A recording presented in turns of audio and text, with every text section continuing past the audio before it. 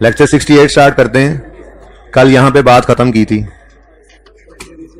Discount में, books of seller पहले करवा दी थी क्योंकि स्काई वाले सवाल में ये कॉन्सेप्ट अप्लाई हो रहा था। खैर हुआ तो वो फिर भी नहीं होना आपसे, ठीक है, लेकिन पहले सेलर प्लीज खामोश हो जाएं। पहले सेलर की किताबों के अंदर हमने ये बात कर ली थी कि 100 रुपए की चीज थी, हम लेने गए उससे चीज, हमने कहा यार इतनी ज्यादा चीजें खरीदने आए हैं तो डिस्काउंट दे दो, उसने कहा 5% माफ किया, ठीक है। तो 5 रुपए को ट्रेड डिस्काउंट कहते हैं। ये बल्क क्वांटिटी पर भी मिल जाता है, ओल्ड बिजनेस रिलेशन, कोई ब्लड रिलेशन हो उसके ऊपर भी मिल जाता है, लेकिन ट्रेड डिस्काउंट की कोई अकाउंटिंग एंट्री हमारी किताबों में नहीं होती, बल्कि हम इसको नेट करके नेट फिगर से अपनी अकाउंटिंग में कहानी शुरू करते हैं। भाई इसके पीछे चुप के ना बैठो, आप थोड़ा सा इधर होके बैठो, ग्लासेस वाले भाई, मास्क वाले थोड़ा इधर हो जाओ, थोड़ा दूर होके बैठो, ठीक है ना, इससे दूर हो जाओ, ठीक है। अच्छा, अब 95 से कहानी शुरू हुई सेलर की किताबों में। तो उधार पर चीजें बेची हैं, उधार पर बेची हैं तो सेलर क्या एंट्री पास करेगा? उधार पे चीजें बेची हैं तो सेलर क्या एंट्री पास करेगा? Debtor, debit, sale, credit. कहानी शुरू हुई कहां से हुई? 95 से, ठीक है। यकम जनवरी 20 को ये एंट्री पास हो गई। अब सेलर ने कहा, पैसे भी चाहता है कि जल्दी आ जाए, तो सेलर ने कहा कि अगर तुम 20 दिन के अंदर अंदर आ गए ना तो तुम्हें 10% बनता था, 9.5 मैंने कल कह दिया था, 10 कर लो इसको, ठीक है ना। अगर 20 दिन के अंदर अंदर आ जाते हो तो तुम्हें 10 रुपए और माफ कर दिए जाएंगे। और वो भाई साहब 15 को पैसे लेकर आ गए। अब घर से लेकर ही कितने आएगा? 85 रुपए, क्योंकि 10 तो उसको माफ हो जाने हैं। लेकिन हम अपना रिसीवेबल कितने से खत्म करेंगे? 95 से। क्यों? हमारा हक था टू रिसीव 95, लेकिन हमने इस हक को 85 लेकर खत्म कर दिया, ठीक है ना। तो 95 आना था, 85 आया, कम आया। ज्यादा आने थे, कम आए। ज्यादा पैसे आने थे, कम आए, तो नुकसान हो गया। बोलो, नुकसान हो गया। नुकसान को कहते हैं एक्सपेंस। तो एंट्री बनती थी डिस्काउंट अलाउड एक्सपेंस 10 से डेबिट, ठीक है। एसेट ये कैश 85 से डेबिट, डेटर 95 से क्रेडिट, ये 10 का नुकसान डिस्काउंट अलाउड एक्सपेंस है, ठीक है। लेकिन IFRS 15 ने आकर कहा है कि आप इसको इस तरह से ना किया करें। असल में ना इस तरह से आप कर क्या रहे होते हैं, आप सेल रिकॉर्ड करते हैं फेस के ऊपर 95 की, फिर नीचे जाकर आप एक एक्सपेंस रिकॉर्ड करते हैं सेलिंग एक्सपेंसेस में जाके डिस्काउंट अलाउड एक्सपेंस 10 का। तो ये ना आप सही नहीं करते, यूजर को आप मिसगाइड कर रहे हैं। यूजर देखेगा तो कहेगा 95 की सेल है, 95 की नहीं है। तो दरअसल कहानी ये है कि 95 माइनस 10 फिर 85 की ही सेल हुई ना। तो यूजर को मिसगाइड ना करें, आप सेल्स को ही नेट कर लिया करें। ये नया स्टैंडर्ड IFRS 15 जब आया उसने फिर ये एप्लीकेशन उसकी जब चीजों की कर रहे होते हैं, ठीक है। तो डिस्काउंट अलाउड से ही एंट्री सोचा करें, बेशक जैसे बच्चों ने पहले पढ़ी हुई है, लेकिन बस ये एक्सपेंस अलग रिकॉर्ड करने की बजाय हमने इसको सेल्स में से नेट कर देना है। अब भाई ठीक है, ये बात समझ आई है। अब एंट्री क्या बन गई? एंट्री क्या बन गई जी? बोले कैश डेबिट 85 से सेल्स डेबिट। एक्सपेंस को बढ़ा लो या इनकम को कम कर लो, बात तो एक ही है। तो सेल्स डेबिट होने का मतलब सेल्स का कम होना है ना, ठीक है। तो ये अब अच्छा, ये वैसे इकट्ठी एंट्री है, कंबाइन एंट्री की है। इसको अगर अलग अलग करें तो डिस्काउंट की एंट्री कैश डिस्काउंट, इसको कहते हैं कैश डिस्काउंट या सेटलमेंट डिस्काउंट। क्या कहते हैं जी? कैश डिस्काउंट या सेटल। अगर इस एंट्री को तोड़कर मैं करूं तो एंट्री इस तरह से बनेगी, कैश डेबिट, डेटर क्रेडिट 85 से, और दूसरी एंट्री होगी सेल्स डेबिट और डेटर्स क्रेडिट 10 रुपए से, ठीक है। ये अगर तोड़ के एंट्री करें तो इसका मतलब ये हुआ कि अगर मैं कहूं डिस्काउंट की एंट्री, कैश डिस्काउंट की एंट्री क्या है, तो आप कह सकते हैं discount allowed expense debit debtor credit, या बेहतर अब वाला ट्रीटमेंट, ठीक है। वो तो याद रखने के लिए कह सकते हैं ये क्या है जी? डिस्काउंट की एंट्री है सेल्स डेबिट डेटर क्रेडिट, और ठीक है। तोड़ के अगर करें तो ये सारी डिस्काउंट की एंट्री थोड़ी है, इसमें तो कैश भी आ रहा है, डेटर भी जा रहा है, डिस्काउंट तो सिर्फ 10 रुपए ही मिला है, दिया है हमने, ठीक है। तो सिर्फ डिस्काउंट की एंट्री अगर अलग करना चाहें तो वो क्या बनेगी? सेल डेबिट डेटर क्रेडिट, वो जो पहले कहते हैं discount allowed expense debit debtor credit, ठीक है। और सही है। अच्छा, अब असल में तो पहले बायर की किताबें देखनी थी, लेकिन कल मैंने पार्ट 2 करवा दिया था, पार्ट 1 आज करते हैं, ठीक है। In the books of buyer, भाई जिसने एक ने बेचा है तो दूसरे ने खरीदा है, फर्क क्या है, ठीक है। उसने 95 का बेचा है, इसने 95 का खरीदा है, तो ट्रेड डिस्काउंट इसकी किताबों में भी आने से पहले माइनस हो गया। 95 से कहानी शुरू होगी, एंट्री करेगा बायर अपनी किताबों में। आप बताएं, खरीदार, खरीदने वाला क्या करेगा? Purchases debit. अगर फिक्स एसेट खरीदा था तो वो फिक्स एसेट डेबिट कर देता, ठीक है ना। तो गुड्स हैं, परचेजेस डेबिट, क्रेडिटर, कैश नहीं भाई, क्रेडिटर, उधार पर खरीद। उसने उधार बेची, इसने कैश में खरीद ली, क्या बात कर रहे हो यार, ठीक है। तो परचेजेस डेबिट, क्रेडिटर क्रेडिट 95 से, कहानी यहीं से शुरू हुई, ठीक है। अब उसने कहा 20 दिन में आ जाओ, ये 15 को निकल पड़ा। उसने कहा था 20 तक आ जाओ, ये 15 को निकल पड़ा। घर से कितने पैसे लेकर निकलेगा? 85 लेकर जाएगा, 95 नहीं लेकर जाएगा। लेकिन साथ ही क्या खुशी खुशी कहेगा, लायबिलिटी तो 95 की खत्म हो रही है, ठीक है। तो 10 रुपए का इसको मिल गया डिस्काउंट, तो इसको कहते हैं डिस्काउंट रिसीव्ड इनकम कहते हैं, ठीक है। अच्छा, अब IFRS 15 ने इसको कुछ नहीं कहा, लेकिन फिर अब अकाउंटेंट्स इस नतीजे पर पहुंचे हैं कि फिर इसको भी परचेजेस में क्रेडिट कर दो, एक जैसा ही ट्रीटमेंट रखो। फिर इनकम बढ़ाने की बजाय एक एक्सपेंस को कम कर लो, बात तो वही है, इनकम बढ़ाने की बजाय एक एक्सपेंस को कम कर लो, ठीक है। अच्छा, तो ये तो एंट्री होगी ना कॉम्बाइंड एंट्री नहीं, हम अलग अलग एंट्री अगर करें तो अलग अलग एंट्री क्या बनती है, ताकि डिस्काउंट की अलग से एंट्री मैं निकाल लूं। जी, सबसे पहले तो कैश पे करने की एंट्री लिखवा दो। कैश पे करने की एंट्री क्या होगी, क्रेडिटर डेबिट कैश क्रेडिट 85 से, ठीक है जी। और बाकी के 10 रुपए की एंट्री बनेगी क्रेडिटर डेबिट परचेजेस क्रेडिट, जिसको आप पहले इनकम कहा करते थे, ठीक है, ये क्रेडिट 10 रुपए से, ठीक है। तो अगर कोई आपसे पूछे कि डिस्काउंट रिसीव्ड इनकम की एंट्री क्या है अब, तो आप कहेंगे जी क्रेडिटर डेबिट परचेजेस। एक्सपेंस को ही कम कर लो, इनकम रिकॉर्ड ना करो, बल्कि परचेज एक्सपेंस ही होता है ना, परचेज की अमाउंट को ही कम पे रिकॉर्ड कर लो, ठीक है। ठहर जा फोटोग्राफर, ठहर जा। अब अगर हम इसकी समरी बनाएं तो समरी कुछ यूं बनती है। डिस्काउंट्स दो तरह के होते हैं, एक ट्रेड डिस्काउंट जिसे बार्गेन डिस्काउंट भी कहते हैं, ये मिलता है बल्क क्वांटिटी पे, ओल्ड बिजनेस रिलेशन वगैरह पे, ठीक है। और इसकी कोई जर्नल एंट्री नहीं होती किताबों में, बल्कि जर्नल एंट्री या अकाउंटिंग स्टार्ट ही कहां से होती है, from the figure which is net of trade discount, ठीक है। और दूसरी तरह का डिस्काउंट होता है जी कैश डिस्काउंट, इसको सेटलमेंट डिस्काउंट भी कहते हैं, अर्ली पेमेंट की वजह से ये मिलता है, अर्ली पेमेंट डिस्काउंट भी से कह सकते हैं, ठीक है। इसमें जर्नल एंट्री पास की जाती है। In case of seller entry होती है sale debit debtor credit, in case of buyer entry होती है क्रेडिटर डेबिट परचेजेस क्रेडिट। सिर्फ डिस्काउंट की एंट्री अलग की हमने, ये है फुल फ्लेज स्टोरी डिस्काउंट की, जो पेंडिंग थी हमारी, शुरू में कहा था कि करेंगे और फिर कर लिया इसको।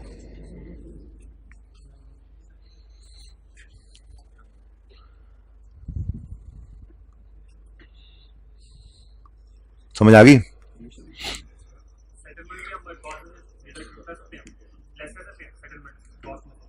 सेटलमेंट डिस्काउंट को हमने परचेज में से लेस ही किया। हाँ, फिक्स, अब फिक्स एसेट में से भी करना चाहिए हमें इस चेंज के बाद। अब सेटलमेंट डिस्काउंट पुराना सोल्यूशन अब पुराना रहने दें, अब खत्म हो गया, फिर अब आईकेप भी अपने सोल्यूशंस को चेंज करेगा, कर भी रहा है, ठीक है। तो अब आप करेंगे सेटलमेंट डिस्काउंट को भी माइनस। क्वेश्चन आइडेंटिफाई कर लेना, 2 को सवाल हैं भाई साहब, 2 को सवाल हैं, उधर आइडेंटिफाई कर लेना, फिर मुझे बताना, फिर उसके ऊपर बच्चों को बताकर डिसाइड कर लेंगे। जी सही है, चलें आगे। अच्छा जी, अब रेक्टिफिकेशन के टॉपिक में आपके साथ थोड़ी सी बात करनी है, जिसके बाद रेक्टिफिकेशन के मेरी तरफ से कॉन्सेप्ट सारे पूरे हो जाने हैं। और वो स्काई इलेक्ट्रॉनिक्स वाला सवाल तकरीबन एक एडजस्टमेंट आखिरी रह गई थी, शायद आपकी क्लास में हो जाए, शायद आपकी क्लास में भी रह जाए, ठीक है। तो स्काई इलेक्ट्रॉनिक्स पूरा कर लिया है। उसके बाद मैंने जो एक सवाल होमवर्क में और था जीटा, उसके अंदर 2 सवाल और ऐड कर दिए हैं आपके होमवर्क में, जो आप कल संडे लगाओगे, खपोगे, आधे पुजाधे समझ आएंगे, कुछ नहीं आएंगे, लेकिन आप आज देख लेंगे जब मैंने स्काई इलेक्ट्रॉनिक्स का सवाल आपको करवाना है कि हर सवाल की हर एडजस्टमेंट, जो मेन सवाल हैं, मुश्किल सवाल हैं, असल में ये 4-5 सवाल कर लें तो सारी रेक्टिफिकेशन की एंट्रीज तकरीबन इसमें कवर हो जाती हैं, ठीक है ना। तो वो मैं हर सवाल की हर एडजस्टमेंट को आपसे डिस्कस करूंगा, बगैर किसी एडजस्टमेंट को डिस्कस किए हमने नहीं छोड़ना है, ठीक है। लेकिन पहले आपको देने इसलिए जरूरी है कि आप थोड़ा खाप खूप के आए, आप थोड़ा समझ के आए, आप थोड़ा सा, जैसे आपने स्काई इलेक्ट्रॉनिक्स को ट्राई किया होगा, कितने बच्चों ने ट्राई किया? अच्छा, और जीटा को भी ट्राई किया होगा, ऐसा ही है, 16 वो नहीं किया। अच्छा, कोई आधा को सही हो गया था ये स्काई, तो आधा भी बहुत है, खैर इतना भी नहीं होना चाहिए था, सारा डिस्कस फिर भी करेंगे हम, ठीक है। लेकिन आज एक बात कर लें, सस्पेंस का कॉन्सेप्ट आपको देना है, लेकिन सस्पेंस के कॉन्सेप्ट से पहले आपको ये बात बताना जरूरी है कि कुछ एरर्स ऐसे होते हैं जो ट्रायल के फेज से पकड़े नहीं जाते। और अगर इस सारी बात की बॉटम लाइन बताऊं ना, कौन से एरर्स होते हैं, तो सादा सी बात है, जिन एरर्स में, यानी एरर क्या होता है, रॉन्ग एंट्री कहते हैं ना, जिन एरर्स में डेबिट, और या तुम पढ़ लो, तुम देख लो, जरा देख लो कि मैं पढ़ा रहा हूं जो गलत या सही, ठीक है। वो सवाल खोल के बैठा हुआ है पास पेपर का, यार जब डिस्कस होंगे पास पेपर तब उनको देख लेंगे ना बेटा, अभी अहम बात है ज्यादा। आपकी ये चैप्टर का स्टार्ट है, करेक्शन ऑफ एरर का स्टार्ट जहां से हो रहा है ना, चैप्टर का, ये इस वक्त मैं उधर पहुंच चुका हुआ हूं, और ये पेज नंबर 147 होगा आपका, लेकिन आपने फिलहाल उसको नहीं देखना, कोई जरूरत नहीं आपको देखने की, बस पहुंच जाए उस सफे पे और उल्टा के रखने किताब को 147। अच्छा जी, तो भाई मैं कह रहा हूं कि बॉटम लाइन क्या है, वो एरर्स ट्रायल के फेज से कभी नहीं पकड़े जाते जिन एरर्स में रॉन्ग एंट्री के अंदर डेबिट और क्रेडिट बराबर हो। सादा सी बात है भाई, डेबिट भी क्रेडिट भी सेम है। तो देखो मिसाल के तौर पे आपने रिपेयर डेबिट करना था, आपने फर्नीचर डेबिट कर दिया, तो रिपेयर का लेजर क्लोजिंग भी डेबिट साइड पे जाना था ट्रायल में, फर्नीचर का भी क्लोजिंग डेबिट चला जाना है ट्रायल में, ठीक है। कैश क्रेडिट होना था, कैश क्रेडिट हो गया, दोनों तरफ कोई फर्क ही कोई नहीं है, बैलेंसेस क्लोजिंग लेजर में जो जाने हैं, जब डेबिट क्रेडिट बराबर हो जाए तो ट्रायल के फेज से ये गलती पकड़ी ही नहीं जाती, ठीक है, बात समझ रहे हो। तो इस कौन कौन से टाइप के एरर्स हैं, मैं जिसमें एक बोल भी गया अभी बातों बातों में, कौन कौन से टाइप के एरर्स हैं जो ट्रायल के फेज से पकड़े नहीं जाते, तो उनमें सबसे पहला है जी error of omission. Error of omission कहते हैं एक काम जो हुआ ही नहीं सिरे से। आपने फ्लैट पे हॉस्टल में चाय बनाई, चीनी डालना ही भूल गए, क्या करना चाहिए, डाल देंगे चीनी। अम्मा ने घर पे गए छुट्टियों पे दाल बनाई, नमक डालना भूल गए, उनको कहना कुछ नहीं, चुप करके नमक उठाना है और डाल लेना, ठीक है ना, बात समझ रहे हो। तो एरर ऑफ ओमिशन क्या है, जो होना था काम वो नहीं हुआ। ऐसे तो नहीं समझ आएगा एग्जाम्पल से, आपने ये एग्जाम्पल्स आपके में सोल्यूशन लिखे हुए हैं, ये मैंने सोल्यूशन मिटाए हैं आपकी क्लास में आने से पहले, ठीक है ना, ये आपके लिखे हुए हैं, इसलिए आप इसको नोट भी नहीं करें, सिर्फ समझते रहें, ओके, बुक पे देखने की जरूरत भी नहीं है। Example, sold goods to mister Umar for 3700 on credit. आगे मत पढ़ो, यहीं पर रुक जाओ और रुककर ओरिजिनल एंट्री कर लो जी। उमर ने चीजें बेची हैं उधार पे, एंट्री उमर को बेची है, sorry, debtor Umar debit sales credit, ये एंट्री होनी चाहिए थी 3700 से। अच्छा जी, और कह रहे हैं and the accountant omitted to record, हो रॉन्ग एंट्री क्या हुई, ना कुछ डेबिट हुआ ना कुछ क्रेडिट, कुछ हुआ ही नहीं, तो डेबिट क्रेडिट तो फिर भी बराबर है ना, 0 से डेबिट 0 से क्रेडिट तो बराबर है। तो रॉन्ग एंट्री के अंदर अगर डेबिट और क्रेडिट बराबर हो तो फिर ये ट्रायल में पकड़ी नहीं जाती एरर। बहरहाल इसकी रेक्टिफाइंग एंट्री क्या करोगे, ओरिजिनल जो होना था रॉन्ग नहीं हुआ तो फिर वही कर लो, चीनी भूल गए थे डाल दो, ठीक है। ये टेस्ट वाली है जी, बिल्कुल भाई कह रहे हैं टेस्ट में तो ऐसा ही था, टेस्ट में भी तो ऐसा ही था कि जो एंट्री होनी है वो नहीं हुई तो कर लो, तो आसान है, ये तो उल्टा, ये तो आसान है कि आप जो है वो ओरिजिनल रॉन्ग भी ना पास करो, डायरेक्ट रेक्टिफाइंग पास कर रहे हो, सुकून ही सुकून है, ठीक है जी। तो जो होना था वो नहीं हुआ, error of omission. Next is error of commission. Error of commission, error of commission कहते हैं जी सब हेड की गलती को। किसको जी, सब हेड की गलती। क्या मतलब, मिसाल के तौर पे एक एक्सपेंस है रिपेयर और एक एक्सपेंस है रेंट। रिपेयर एक्सपेंस आप गलती से रेंट एक्सपेंस रिकॉर्ड कर गए, तो मेन हेड तो एक्सपेंस ही रहा ना, सब हेड रेंट की बजाय रिपेयर या रिपेयर की बजाय रेंट, कुछ भी हो सकता है, ठीक है। मेन हेड की गलती नहीं हुई, रहा तो एक्सपेंस में ही, लेकिन गलती से किसी और एक्सपेंस के अंदर हमने उसको डेबिट कर दिया, तो इसे कहते हैं error of commission. Error of commission, debit credit तो फिर बराबर है, ठीक है। डेबिट क्रेडिट जब तक नहीं बदलेगा, और आज वो वाला एरर भी देखेंगे और ट्रायल में फर्क भी देखेंगे और सस्पेंस भी आएगा, और इंशाल्लाह जाएगा भी ऐसे ही जैसे आएगा, ठीक है, लेकिन थोड़ी देर लगेगी उस तक पहुंचने के लिए, ये जरूरी है। ये आईकैप 2-3-4 दफा पूछ चुका है सिर्फ ये वाले टाइप्स एरर के, कौन कौन से टाइप्स हैं जो ट्रायल के फेज से पकड़े जाते, जरा बताना भाई, 2 नंबर 3 नंबर, ठीक है ना। तो हाँ जी मुझे पता है, सुन लें अब। Error of commission, example, rent paid of 5700, आगे ना जाओ, पहले ओरिजिनल एंट्री बताओ। एंट्री होनी चाहिए थी रेंट एक्सपेंस डेबिट और कैश क्रेडिट 5700 से। अब पढ़ो जी क्या हुआ, had wrongly been debited to repair expense debit cash credit हो गया 57 से। तो देखो भाई रहा तो एक्सपेंसेस में ही ना, लेकिन गलती तो है। अब अगेन रॉन्ग एंट्री में डेबिट और क्रेडिट बराबर हैं, ट्रायल के फेज से इसने नहीं पकड़े जाना, ठीक है। तो रेक्टिफाइंग एंट्री करोगे जी, रेंट डेबिट होना था नहीं हुआ, कर लें। कैश क्रेडिट होना था, हो गया, कुछ ना करें। रिपेयर गलत डेबिट हो गया, सही करने के लिए क्रेडिट कर लें, ठीक है जी। This is error of commission. तीसरी टाइप है एरर की, error of principle. Error of principle कहते हैं मेन हेड की गलती को। किसको जी, मेन हेड की गलती को। मेन हेड में गलती हो गई, क्या मतलब, ये तो मैंने आपको बताया भी था जब फिक्स एसेट की रेक्टिफिकेशन शुरू, जिस दिन रेक्टिफिकेशन शुरू कर रहे थे, तो मैंने एग्जांपल दी थी कि एक रेवेन्यू एक्सपेंस रॉन्गली कैपिटलाइज हो गया। क्या मतलब, रिपेयर है वो एसेट की कॉस्ट में ऐड कर दिया, एंट्री करनी थी रिपेयर एक्सपेंस डेबिट, कर गए एसेट डेबिट, या एंट्री करनी थी एसेट डेबिट, कर गए एक्सपेंस डेबिट। तो एक्सपेंस और एसेट दो अलग अलग हेड्स हैं, मेन हेड की ही गलती हो गई, ठीक है। लेकिन डेबिट क्रेडिट एंट्रीज में बराबर ही हैं। एग्जांपल है आपकी किताब में, rent paid of 1700 was wrongly debited to furniture. Entry होनी चाहिए थी rent expense debit cash credit, गलती से कर गए फर्नीचर डेबिट कैश क्रेडिट। ठीक है जी। तो देखो मेन हेड की गलती हो गई है, एक एक्सपेंस रिकॉर्ड करने की बजाय एसेट रिकॉर्ड कर गया। मेन तो 5 हेड्स ही है ना, एसेट, लायबिलिटी, इनकम, कैपिटल और एक्सपेंस। ठीक है, तो मेन हेड पहले क्या था, एक्सपेंस ही था, एक्सपेंस दूसरा भी एक्सपेंस था, बस सब हेड की गलती थी, रेंट की बजाय रिपेयर बन गया था। ठीक है, अब क्या हो रहा है, मेन हेड की ही गलती होगी, तो एरर ऑफ प्रिंसिपल। लेकिन अगेन रॉन्ग एंट्री में डेबिट क्रेडिट बराबर है, ट्रायल के फेस से इसने को नहीं पकड़े जाना। करेक्शन कैसे करोगे जी, रेंट डेबिट होना था, नहीं हुआ तो कर दें, कैश क्रेडिट होना था, हो गया, कुछ ना करें, और फर्नीचर गलत डेबिट हुआ है, सही करने के लिए इसको क्रेडिट कर लें। ठीक है जी। सेकंड लास्ट है जी एरर ऑफ ओरिजिनल एंट्री।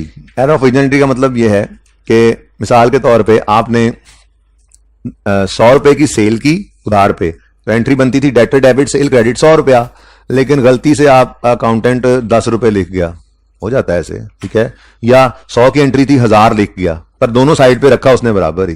ठीक है, तो इसको कहते हैं ओरिजिनल एंट्री ही गलत होगी स्टार्ट पर।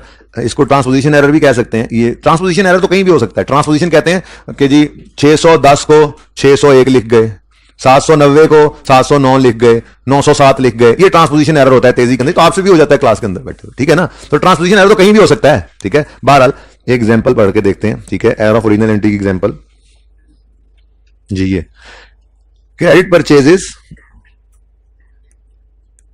Credit purchases of 779 was recorded. ये गलती बाद में देखा करो, पहले ओरिजिनल क्रेडिट परचेजेस है तो एंट्री होनी है परचेजेस डेबिट क्रेडिटर्स क्रेडिट 779 जी। क्रेडिट परचेजेस रिकॉर्ड कर दी बोथ अकाउंट्स में, दोनों जगह। अगर ये बराबर ना हो फिर तो सस्पेंस की तरफ चले जाएं हम। बोथ अकाउंट्स के अंदर ये एंट्री हुई, सेम अमाउंट नहीं रही, बस परचेजेस डेबिट क्रेडिटर क्रेडिट गलती से कर गए 797 से। तो भाई एरर ओरिजिनल एंट्री के वक्त ही एरर हो गया, लेकिन इस रॉन्ग एंट्री में डेबिट क्रेडिट बराबर है, ट्रायल के फेस से तो इसने पकड़ा नहीं जाना। करेक्टिंग एंट्री कर लेते हैं। परचेज एंड डेबिट होना था 779 से, हो गया 797 से, ज्यादा क्रेडिट हो गया, सॉरी ज्यादा डेबिट हो गया। तो सही करने के लिए क्या करोगे, क्रेडिट। तो 797 माइनस 779 18, तो क्रेडिटर भी ज्यादा क्रेडिट हो गया, सही करने के लिए डेबिट कर दो 18। ठीक है, तो एरर ऑफ ओमिशन सिरे से भूल ही गए एंट्री करना। एरर ऑफ कमीशन सब हेड की गलती, error of principle main head की गलती, एरर ऑफ ओरिजिनल एंट्री करते हुए फिगर गलत दोनों जगह पर बराबर लिख दी हमने। ठीक है, और लास्ट इज कंपनसेटिंग एरर। कौन सा जी, कंपनसेटिंग एरर। इसकी एग्जांपल यहां पर नहीं है, तो कंपनसेटिंग एरर की एग्जांपल मैंने यहां पर पिछली क्लास में लिख दी थी। ठीक है, तो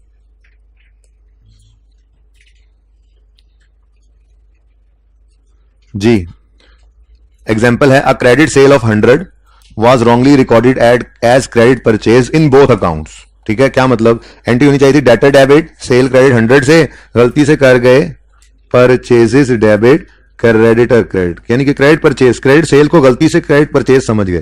भाई देखो कंपनसेट कर दिया डेबिट ने, डेबिट को क्रेडिट ने। क्या मतलब, डेटर का 100 डेबिट जो था वो यहां से ट्रायल में जाना था, वो कंपनसेट हो गया परचेजेस के डेबिट से। सेल्स का क्रेडिट जो जाना था ट्रायल में इंपैक्ट इसका, वो कंपनसेट हो गया क्रेडिटर के 100 से। तो एरर है, लेकिन उसने कंपनसेट कर दिया, डेबिट और क्रेडिट को बराबर कर दिया, कोई मसला नहीं है। रेक्टिफाइंग एंट्री पास करते हैं। डेटर डेबिट होना था 100 से, नहीं हुआ तो कर लीजिए। सेल्स क्रेडिट होनी थी, नहीं हुई तो कर लीजिए। फिर परचेजेस गलत डेबिट हो गई हैं, सही करने के लिए क्रेडिट कीजिए इनको। क्रेडिटर गलत क्रेडिट हुए हैं, सही करने के लिए डेबिट कर लीजिए इनको। ठीक है, यह है compensating error. Again wrong entry के अंदर डेबिट और क्रेडिट बराबर है। ठीक है, ये एक एग्जांपल नहीं थी। तो बेटा ट्रांसपोजिशन का मतलब मैंने ये कहा कि यही एंट्री जो है आपने 100 की बजाय 1000 से कर दी होती, तो ट्रांसपोजिशन एरर तो मैंने कहा कहीं पे भी हो सकता है। ये जितने एरर्स पड़े हैं इनके अंदर क्या हुआ जी, एरर ऑफ कमीशन, सिरे से भूल गए तो चलो छोड़ दो, इसमें तो नहीं हो सकता। एरर ऑफ कमीशन सब हेड की गलती है। 700 का रिपेयर था, आपने गलती से 700 का रेंट नहीं बनाया बल्कि 7000 का रेंट बना दिया, लेकिन दोनों अकाउंट्स में बराबर रखा। ट्रांसपोजिशन कहीं भी हो सकती है बेटा, वो एरर ऑफ ओरिजिनल एंट्री के अंदर ट्रांसपोजिशन हो भी सकती है, नहीं भी हो सकती है, सेम ही लग रहे हैं, इसलिए मैंने अलग नाम भी नहीं लिखा उनका। इसलिए मैंने 5 एरर्स लिखे हैं, वहां पे चाहे 6 लिखे हुए हैं, मैंने 5 एरर्स गए हैं और मैंने कहा ट्रांसपोजिशन में से कहीं भी आ सकती है, ठीक है, इसलिए उसको अलग से नहीं याद रखना जी। 1 मिनट। तो ये 5 एरर्स हैं जो ट्रायल के फेस से पकड़े नहीं जाते। देखें ऊपर क्या लिखा हुआ है, types of error which are not identifiable from the face of trial balance. कौन कौन से हैं जी? Error of omission, commission, principle, original entry और कंपनसेटिंग एरर, ठीक है। अच्छा, एक छोटी सी बात सुने फिर आगे बढ़ते हैं। अब हमारी तरतीब ये है, ओरिजिनल, रॉन्ग, रेक्टिफाइंग हम करते हैं एक ही सफे के ऊपर आमने सामने। अब सवाल जहनों में आ सकता है कि पर्चे में क्या करेंगे, पर्चे में तो शीट के आसपास जो है वो बॉर्डर भी पड़े होते हैं, जगह इतनी नहीं होती कि तीनों कॉलम्स बन सके, तो क्या करेंगे, बड़े ध्यान से सुन लें क्या करना है। रिक्वायरमेंट हमेशा होती है रेक्टिफाइंग एंट्रीज करना, ओरिजिनल रॉन्ग एंट्रीज करना ये रिक्वायरमेंट नहीं है। अगर कोई इसके बगैर कर सके तो बेशक करे। ध्यान से सुन लें, फिर सवाल दोबारा दोबारा ना किया करें ऐसे, ठीक है, ऑनलाइन वाले भी। रेक्टिफाइंग एंट्रीज मेन रिक्वायरमेंट होती है। तो आप ये क्या करेंगे, पर्चे में अगर आ जाए करेक्शन का सवाल, तो आपने पहले मेन सफे के ऊपर क्वेश्चन नंबर लिख के उधर हेडिंग देनी है rectifying entries, correcting entries, adjusting entries, जो भी नाम लिख दें। यानी कि रेक्टिफाइंग एंट्रीज के लिए पहला सफा छोड़ देना है और अगले सफे पे वर्किंग की हेडिंग देनी है और ओरिजिनल और रॉन्ग वहां पर आपने लिख लेनी है। एक तो वो वर्किंग में आ गई, 2 कॉलम बन जाएंगे, थोड़ा छोटा भी हो जाए एरिया तो आप एब्रीविएशन यूज कर सकते हैं क्योंकि वो तो वर्किंग्स हैं। और ओरिजिनल रॉन्ग से रेक्टिफाइंग बनाना कोई मुश्किल नहीं है। तो पर्चे में क्या करेंगे आप, पर्चे में मेन सफे पे आप ओरिजिनल रखेंगे, उसके बाद रॉन्ग और रेक्टिफाइंग अगले सफे पर वर्किंग में जाके आपने कर लेना है। ओरिजिनल गलत क्या गया हूं, मेन सफे पे रेक्टिफाइंग एंट्रीज रखनी है और दूसरे पे ओरिजिनल और रॉन्ग, ओरिजिनल और रॉन्ग से आपने रेक्टिफाइंग बना लेनी है मेन सफे के ऊपर आके, ठीक है जी। वर्किंग दूसरे सफे से। हाँ जी, क्वेश्चन यहां से आने लगा था बेटा, कैसे सेम लग रहे हैं एरर ऑफ प्रिंसिपल और कंपनसेटिंग एरर? बेटा प्रिंसिपल का तो मेन हेड की गलती है, यहां पे तो कोई मेन हेड की गलती मुझे नहीं लग रही। मतलब एक एक्सपेंस था, उसको इनकम रिकॉर्ड कर ली, दूसरे एक एसेट पर लायबिलिटी कर ली, आपको तो ये तो सारा कुछ ही हो रहा है। कंपनसेटिंग एरर में बस एक एग्जांपल है, बस नाम लिखना है हमें, ठीक है। एक एग्जांपल है कि जी ये कंपनसेट कर रहा है, एक डेबिट क्रेडिट ने दूसरे डेबिट क्रेडिट को कंपनसेट कर दिया, डेबिट क्रेडिट कुछ और होना था, डेबिट क्रेडिट कुछ और हो गया, लेकिन कंपनसेट हो गए। तो एक एग्जांपल है बस, ठीक है। टाइप्स ऑफ एरर कोई इसको आपको आइडेंटिफाई नहीं करवाएगा वैसे, बाय द वे आपको सिर्फ नाम लिखने के लिए कह सकता है कि कौन कौन से एरर्स हैं जो हो सकते हैं, ठीक है। रेक्टिफिकेशन आपने बहरहाल हर सवाल की हर एडजस्टमेंट में अपने तरीके से ही करनी है। ओरिजिनल आपने पढ़नी है, रॉन्ग लिखनी है, रेक्टिफाइंग एंट्री पास करनी है, ठीक है। इससे कोई फर्क नहीं पड़ेगा। अच्छा जी, अब चलते हैं जी हम उस सवाल की तरफ जिस सवाल में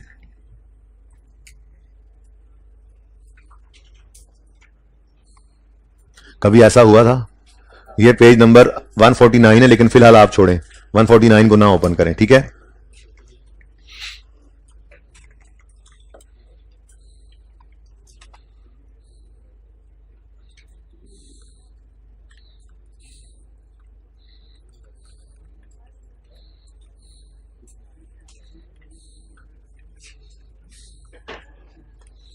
अच्छा जी, ये सिचुएशन है जी आपके सामने। एक ट्रायल है जिसका डेबिट और क्रेडिट बराबर नहीं है।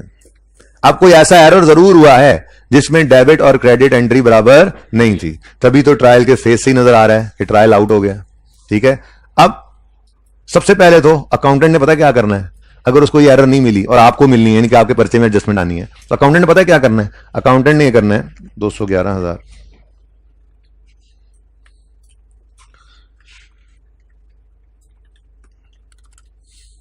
अच्छा जी, ये सवाल जरा सेम कर लिया ना मैंने, अब ये ऐसे है सवाल, ठीक है ना, गलती नहीं देखनी अभी आपने। ये सिचुएशन है जी, अकाउंटेंट क्या कह रहा है, योर डेबिट क्रेडिट तो बराबर नहीं है, किस तरफ कमी है, किस तरफ, बड़े ध्यान से देखना है अब, ये बड़े ध्यान से देखना है जी, किस तरफ कमी है, क्रेडिट। यानी अगर मैं क्रेडिट साइड पर कुछ बैलेंस डाल दूं जितना फर्क है तो दोनों बराबर हो जाएंगे। कितना फर्क डाल, दोनों का डिफरेंस कितना है, चेक करें जरा, 342,500 और 211,000, 131,500 क्रेडिट साइड पर। तो अकाउंटेंट पता है क्या करता है, अकाउंटेंट आता है इधर और क्रेडिट साइड पे लिखता है 131,500 और कहता है पता नहीं यार अब ये क्या बला है, समझ से बाहर है, कुछ समझ नहीं आ रही उसको, मतलब उसके दिमाग में एक सस्पेंस क्रिएट हो गया, पता नहीं ये क्या गलती है, तो इसने इसका नाम रख दिया सस्पेंस। सस्पेंस अकाउंट ओपन कर लेता है ये सस्पेंस, ठीक है। अब जब इधर 131,500 आता है तो ये बैलेंस कर देता है, ठीक है। दोनों बैलेंस होगी साइड्स, बोलो कितना आ गया, 342,500, ठीक है ना। ये कमाल नहीं किया इसने, ये मुसीबत डाल दी हमारे गले में, लेकिन ये इस अकाउंटेंट का ट्रायल है, जो नालायक अकाउंटेंट है, जो पढ़े लिखे अकाउंटेंट्स होंगे, उनके तो ट्रायल से भी इसका वजूद हम खत्म कर देंगे, या वो अगर इस ट्रायल से बैलेंस शीट बनाएंगे तो उनकी बैलेंस शीट में सस्पेंस का वजूद नहीं रहेगा, क्योंकि वो तो करेक्शन कर देंगे कोई एरर होगी तो उसकी। ठीक है, अब ये सिचुएशन है, उसने ये कर दिया, ठीक है ना, ये कर दिया करता है अकाउंटेंट, ये करके ट्रायल बैलेंस करके कहता है ये पकड़े जी, वो हम कहते हैं यार ये क्या, कहता है मैंने पता होता तो मैं सस्पेंस लिखता पाया, नहीं समझ आ रही ना, नहीं समझ आ रही की करा, और ये ट्रायल नहीं मिलता अकाउंटेंट को, अक्सर ऐसा होता है नहीं मिलते, ये प्रैक्टिकली हो जाता है उसके साथ। ठीक है, तो कोई प्रॉब्लम आ गया, बस उसको नहीं समझ आ रही, सस्पेंस में डाल दिया। ठीक है, अब आपने जब इन्वेस्टिगेशन की तो आपको ये पता लगा क्या, अ क्रेडिट परचेज ऑफ 1/31/500, चुप चुप रुक जाओ, आगे मत देखो, क्रेडिट परचेज है तो फटाफट पहले ओरिजिनल एंट्री करो, क्या बनती है original, purchases debit, creditors credit 1/31/500। ठीक है, फटाफट हम अपनी ओरिजिनल एंट्री तो कर लेना, 1/31/500। ठीक है, अब has correctly been posted to purchases account, उसने परचेजेस को डेबिट भी कर दिया करेक्टली, परचेजेस 1/31/500। अब अगर आगे चुप होता तो मैं क्रेडिटर को भी क्रेडिट कर देता, जैसे हमने आज तक सीखा हुआ है कि रॉन्ग एंट्री के जिस इंपैक्ट के बारे में खामोश सही अज्यूम करना है, बट वो कह रहा है but has not been posted to, कुछ क्रेडिट हुआ ही नहीं। पहली बार ऐसा देखा आपने कि डेबिट पे कुछ है, क्रेडिट पे कुछ नहीं है। पहली बार ऐसा हुआ कि रॉन्ग एंट्री का डेबिट और क्रेडिट बराबर नहीं है। ये जितनी एरर्स, ये देखो, रॉन्ग एंट्री डेबिट क्रेडिट बराबर है, हालांकि सिफर सिफर सिफर भी तो बराबर ही है, तो देख लें इधर। ठीक है, फिर रॉन्ग एंट्री डेबिट क्रेडिट बराबर, रॉन्ग एंट्री डेबिट क्रेडिट बराबर, रॉन्ग एंट्री डेबिट क्रेडिट बराबर। हमारी एग्जांपल आई थी इधर कहीं, रॉन्ग एंट्री डेबिट क्रेडिट बराबर, तो ट्रायल के फेस से पकड़ा नहीं जा रहा था। पहली बार ऐसा हुआ कि डेबिट, अच्छा जरूरी नहीं कि सिरे से ये ना आए, ऐसा भी हो सकता था कि 1/31/500 से परचेज डेबिट करता और क्रेडिटर को जो है वो 1/31/50 से कर देता, एक सिफर लिखना भूल जाता, तब भी डेबिट क्रेडिट बराबर ना होता, तब भी यही प्रॉब्लम आ जाती। ठीक है, बात समझे हो, तो ये हमारा प्रॉब्लम आ गया जी। अब रेक्टिफाइंग एंट्री पास करनी है, तो रेक्टिफाइंग एंट्री में हमने कहना है जी परचेजेस ने डेबिट होना था, परचेजेस तो डेबिट हो चुकी तो कुछ भी ना करें, क्रेडिटर्स ने क्रेडिट होना था वो नहीं हुए तो उनको क्रेडिट कर लें 1/31/500 से। अब क्रेडिट जो नहीं हुआ था वो तो हमने कर लिया, अब डेबिट वाली जगह खाली है तो क्या करें, तो मजबूरी के दर्जे में एंट्री में हम लिखेंगे जिस सस्पेंस को अब डेबिट कर लें। तो ये नहीं करना आपने कि जिस जनरल एंट्री में आपको कुछ समझ ना आया वहां पे सस्पेंस लिख दो। ये देखो चारों निशाने चित हो चुके हैं, आप परचेजेस को डेबिट करना था कर चुके हैं, क्रेडिटर क्रेडिट होना था नहीं हुआ, आपने इसको जब लिखा तो आपको कुछ रास्ता और नजर ही नहीं आ रहा कि क्या करें, तो आपने सस्पेंस को इस पे फेंक दिया, सस्पेंस डेबिट कर दिया। ठीक है, दूसरा इंपैक्ट सस्पेंस को डाल दिया जब कुछ ना हो पाया तो। ठीक है, अब बड़ी तवज्जो से देखो रेक्टिफाइंग एंट्री कौन कौन से दो अकाउंट्स को हिट कर रही है, एक सस्पेंस को, दूसरा क्रेडिटर्स को। यानी ये दोनों अकाउंट्स जो ट्रायल में नजर आ रहे हैं, इस ट्रायल में तो नजर नहीं आ रहे, हमारे इस ट्रायल में जो मैंने बनाया था नजर आ रहे हैं। ठीक है, ये दोनों अकाउंट्स नजर आ रहे हैं, ये 1/31/500 और क्रेडिटर है 17,000। ये दोनों के बैलेंसेस जो हैं ये अनएडजस्टेड हो गए एक तरह से। ठीक है ना, इनको रीओपन कर लेंगे, इनको क्या कर लेंगे, रीओपन। अच्छा, अगर हम डेटर का लेजर रीओपन करते हैं, कोई कहे कि ये लैंड एंड बिल्डिंग ये जी गलत है, इसमें कोई गलती है, सिखाया हुआ है, तो इसको अनएडजस्टेड कहते हैं। बोलो, हम एडजस्टेड लैंड एंड बिल्डिंग का अकाउंट बनाएंगे और इस 1 लाख को किस तरफ लिखेंगे, अनएडजस्टेड कैरी डाउन, या एज पर ट्रायल हम अगर लिखें तो हम ये 100 इस तरफ लिखेंगे। इस तरफ क्यों लिखते हैं जी, डेबिट नेचर का बैलेंस है ना, डेबिट साइड पे जो चीज पड़ी है रीओपन करोगे तो डेबिट साइड पे लिखोगे, और अगर कोई क्रेडिटर में गलती हो जाए तो उसको क्रेडिट साइड पे। ऐसे ही सस्पेंस कभी ये क्रेडिट साइड पे हुआ करेगा, कभी डेबिट साइड पे भी हो सकता है, अगर ये साइड हल्की होती ये हैवी होती तो। ठीक है, तो जिस तरफ ये पड़ा होगा रीओपन करते हो इसको उसी तरफ ही रखना है, क्योंकि ये क्रेडिट बैलेंस है, क्रेडिट साइड पर ट्रायल बैलेंस में क्रेडिट साइड पर है तो क्रेडिट बैलेंस है, क्रेडिट बैलेंस को जब रीओपन करते हैं तो वो क्रेडिट साइड पे नजर आता है। ठीक है, तो हमने कहा चलो भाई दोनों आ जाओ, चलो शाबाश दोनों आ जाओ, चलो चलो चलो, सस्पेंस एज पर ट्रायल तुम क्रेडिट हो, एज पर ट्रायल तुम क्रेडिट हो 1/31/500। ठीक है, आप कहते हो जी ये वो अनएडजस्टेड कैरी डाउन लिख लें, लिखो ना, मैं आपके लिए कह देता हूं, ट्रीटमेंट उसी तरह से होने लगा। एज पर ट्रायल तुम क्रेडिट हो, और डेटर्स सॉरी क्रेडिटर्स आप सही नहीं हो, आपको रेक्टिफाइंग एंट्री ने हिट मारनी है तो आपने जाग जाना है, आपने सोने की कोशिश नहीं करनी। ठीक है, तो हमने unadjusted carry down credit balance है ना 17,000 को इस तरफ रख देना। ठीक है जी, अब आपकी रेक्टिफिकेशन जब भी होगी वो सस्पेंस का सर कलम कर देगी, सस्पेंस का वजूद खत्म हो जाएगा, गलती भी सही हो जाएगी और सस्पेंस का वजूद बाकी नहीं रहेगा। ठीक है, चेक करते हैं जी। आपकी रेक्टिफाइंग एंट्री में सस्पेंस अकाउंट 131,500 से क्या हो रहा है, डेबिट। तो सस्पेंस अकाउंट 131,500 से हो गया डेबिट और क्रेडिटर का अकाउंट 131,500 से हो गया क्रेडिट। यहां पे आपने लिखा सस्पेंस, यहां पे आपने लिखा क्रेडिटर, यानी जो चीज जहां की थी वहां पहुंच गई। इसका कितना बैलेंस रह गया, सस्पेंस का वजूद खत्म हो गया और क्रेडिटर जो है वो एडजस्ट होकर कितना बैलेंस शो करने लग गया, बैलेंसिंग फिगर 114,500 है। अब जो आपका ट्रायल आना है उसमें सस्पेंस का वजूद कोई नहीं रहना। ठीक है, नहीं है सही, 148,500। ठीक है जी, जो भी आप लिख भी लें आप सही, 148। अच्छा सुने, अब मैं याद कर रहा हूं, अब जो आपका ट्रायल आएगा उसमें सस्पेंस नहीं होगा। ये थोड़ी देर पहले जो अकाउंटेंट ने सस्पेंस बनाया था ये खत्म हो जाएगा और ये वाला 17,000 1,48,500 पे चला जाएगा। 131 का जो फर्क है यहां से निकलकर यहां चला जाएगा, डेबिट और क्रेडिट भी बराबर हो जाएंगे। यानी यहां पर ऐसा होगा, सस्पेंस नहीं आना और इसने सही हो जाना है। ये सही होगा जब 1,48,500 पे जाएगा तो ये भी सही हो जाएगा, ये भी 3,42,500 पे चला जाएगा। ये अब आपका सही ट्रायल है। ठीक है, अब इससे आप इनकम स्टेटमेंट बैलेंस शीट बनाएं, सस्पेंस का तो वजूद ही खत्म हो गया। ठीक है, तो सस्पेंस थोड़ी देर के लिए आया तो फिर गया। ठीक है, वैसे इसका सोल्यूशन जो है उसके अंदर इसका रिक्वायरमेंट इसकी क्या है, जर्नल एंट्री कर दें, वो हमने कर दी, रेक्टिफाइंग एंट्री। फिर सस्पेंस का अकाउंट बना दें, वो भी हमने भी बना लिया था। ठीक है, फिर उन्होंने कहा है ट्रायल बना दो। अब ट्रायल में देखो तो ट्रायल के अंदर 1,48,500 पर क्रेडिटर पहुंच गए और ये दोनों साइड बराबर हो चुकी हैं। ठीक है, सही है। तो ये है जी सस्पेंस का कॉन्सेप्ट। ये क्वेश्चन ऐसे पता लगेगा, इधर देखो, इसको मैं क्वेश्चन को जैसे ही देखा आपने, डेबिट और क्रेडिट बराबर नहीं है, आपने कहा लो भाई, जिस तरफ बैलेंस कम पड़ा है सस्पेंस का वो बैलेंस बन जाएगा, क्रेडिट बैलेंस। ठीक है, फिर आप रेक्टिफिकेशन करेंगे तो ये सही। अच्छा, ये नहीं कि एक ही एंट्री होगी, मल्टीपल एंट्रीज हो सकती हैं, डेबिट क्रेडिट रल मिलके ये भी हो सकता है। तो दो सवाल जो होमवर्क में दे रहा हूं ना इधर वाले, वो लाजमी करने हैं, बड़े इंपॉर्टेंट है, बड़े ही ज्यादा इंपॉर्टेंट है। ठीक है, वो कौन कौन से हैं, क्वेश्चन नंबर 2 और 3, 4, 5, 6, 7, 8 तो आपने कर लिए थे ना, 2 और 3 रहते हैं। 1 मैंने करा दिया है, 2 और 3 देख लो। अगर आपकी तस्वीर कशी हो गई हो भाईजान तो मैं अब आगे चलूं। ट्रायल बैलेंस में भी सस्पेंस आ जाए तो नीचे वाली एंट्री पड़ी होगी वो करोगे तो ट्रायल बैलेंस में उसका सर कलम हो जाएगा, खत्म हो जाएगा वो। अगर पेपर में हो और आप सस्पेंस डाल के आओ तो मैं अगर हूं एग्जामिनर तो मैं फेल करूंगा आपको। वैसे नेगेटिव मार्किंग होती है पर मुझे इतना गुस्सा है, क्यों? क्योंकि सस्पेंस का नाम है, सस्पेंस का कोई तुक नहीं बनता भाई।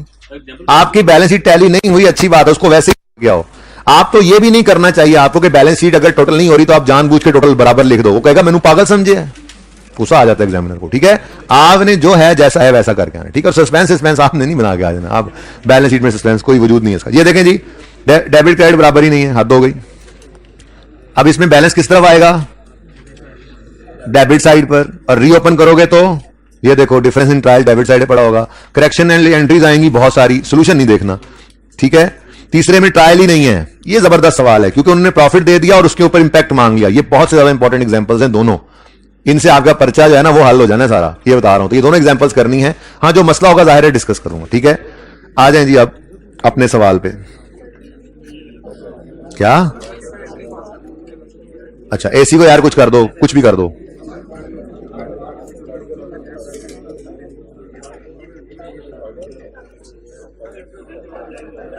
जी मैंने आपसे अर्ज किया था कि हम ये सवाल करेंगे बस 13, प्लीज बस बातें नहीं, प्लीज बातें नहीं।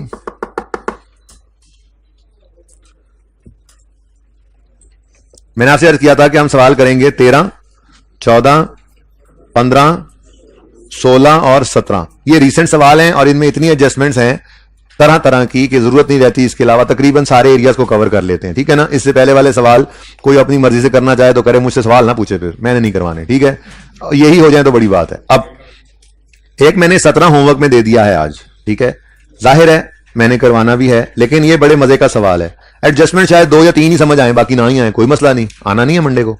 शायद मैं मंडे को सबसे पहले यही सवाल करवा रहा हूं, शायद दूसरा करवा के दे रहा हूं। बहरहाल इसमें मसला क्या है, इसके अंदर बैलेंस शीट उन्होंने बनाई है जो गलत है, बैलेंस शीट ही गलत बना दी उन्होंने। ठीक है, देखो डिस्काउंट आ रहा है, बैलेंस शीट में सस्पेंस आ रहा है, ये भाई की बैलेंस लगता है इसने बनाई है बैलेंस शीट में सस्पेंस आ गया। ठीक है ना, हमने इसको नहीं छोड़ना। ये ड्राइंग्स आ रही हैं, फिर क्या यार अजीब, फिर कुछ गलतियां, ठीक है। अब होगा क्या पता है, आप गलतियों को सही करोगे तो एसेट्स लायबिलिटी तो सही होंगे ही होंगे, इनकम्स एक्सपेंसेस भी आएंगे। तो इनकम्स एक्सपेंसेस का इंपैक्ट प्रॉफिट पे डालना है, ये सवाल मैंने खुद करवाना है, खुद इंशाल्लाह। लेकिन फायदा तो उन्हीं को होगा। मैं आज फिर वही कह रहा हूं कि समझेंगे हम कि बस आखिरी क्लास आज ही थी और उसके बाद पर्चे में ये सवाल आ गया था। अब मुझे गालियां देने की बजाय कोई एफर्ट ही करोगे ना पर्चे में बैठ गए, तो वो एफर्ट आपने आज घर जाके करनी है। जो समझ, आप कहते हो जी ये 17 नंबर है ना, मैं 5-6 भी ले गया तो मैंने पास हो जाना है इसमें से। टफ सवाल एक देखो, बैलेंस पेपर होता है, तो मुश्किल सवाल अगर आ जाता है पर्चे के अंदर तो आसान सवाल भी पड़े होते हैं। तो ये मुश्किल सवाल समझ ले पर्चे का है, जिसमें से आपने 5-6-7 नंबर भी ले लिए तो बहुत है, 5-6-7 नंबर भी ले लिए तो बहुत है इसमें। तो इस तरह से करके सवाल करना है। उसके बाद 16 आपको ऑलरेडी होमवर्क में दिया हुआ था, ये डिस्कस नहीं हो सका, ये भी होमवर्क ही है। जब तक डिस्कस नहीं हो जाएगा कुछ भी, वो होमवर्क से नहीं निकलने लगा, ठीक है। इसको मैंने पहले होमवर्क में देके फिर रोक दिया। मैंने कहा इस सिब्बी वाले को फिलहाल छोड़ दो, इसमें बीआरएस का कॉन्सेप्ट है और बीआरएस का कॉन्सेप्ट देने के लिए मुझे आधा पौना घंटा भी चाहिए। किसी दिन देख लेंगे, जब वो दे लूंगा फिर ये कर लेंगे। वैसे बाकी सवाल हो सकता है इसको छोड़ के, लेकिन मैंने कहा सवाल ही छोड़ दो फिलहाल, ठीक है। और ये सवाल दे दिया टाइमथी होमवर्क के अंदर, ये बड़ा इंटरेस्टिंग सवाल है। इसमें उसने एंट्रीज नहीं मांगी है, एंट्रीज आपने करनी है अपने समझने के लिए। उसने जीपी और ये सवाल मैं बल्कि मंडे को मैं ये सवाल कराऊंगा, क्योंकि जब मैंने ये सवाल करा लेना है ना तो फिर आपका एक लेवल बन जाना है, लेवल। उस लेवल को यूज करना है आईएएस 8। मैंने बातें करने का बोला यार आप लोगों को, उस लेवल को आईएएस 8 में भी हमने यूज करना है, सिर्फ यहां पर नहीं यूज करना। वो लेवल आपका यूज आईएएस 8 में भी होगा, नलतर में भी वही यूज हो जाएगा इंशाल्लाह लेवल, ठीक है ना। तो बहरहाल ट्राई तो करना है इसको भी, क्या हो सकता है, क्योंकि होमवर्क करके कुछ ना कुछ खप खुप के आएंगे तो मेरे साथ डिस्कशन करेंगे, मैं एडजस्टमेंट कराऊंगा। आप 2-3-4 एंगल से सोच रहे होंगे उसको, और अगर मैं सवाल शुरू करता हूं, आप साथ साथ करते हैं तो जो मैं कहता जाऊंगा वो आप सुनते जाएंगे और उसी को लेते जाएंगे, तो फिर आप फायदा इतना नहीं होगा, ठीक है ना। तो खप के आना है, समझ तो इंशाल्लाह आधा भी नहीं आना है, ठीक है, लेकिन आधा भी आ जाए तो बहुत है। जी बेटा क्वेश्चन नंबर 14 का 5 तब डिस्कस करूंगा जब क्वेश्चन 14 डिस्कस करूंगा। अच्छा ये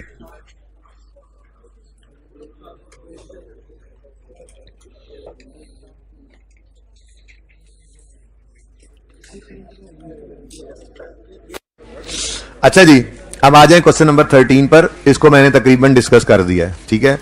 आखिरी एडजस्टमेंट रह गई थी तो आपकी भी रह जाएगी। तकरीबन 35 से 40 मिनट पर मैंने क्लास लाजमी खत्म करनी है, अगली क्लास फौरन शुरू करनी है और फिर उसको भी जल्दी खत्म करना है जी। क्वेश्चन नंबर 13 बेटा, बातें नहीं प्लीज।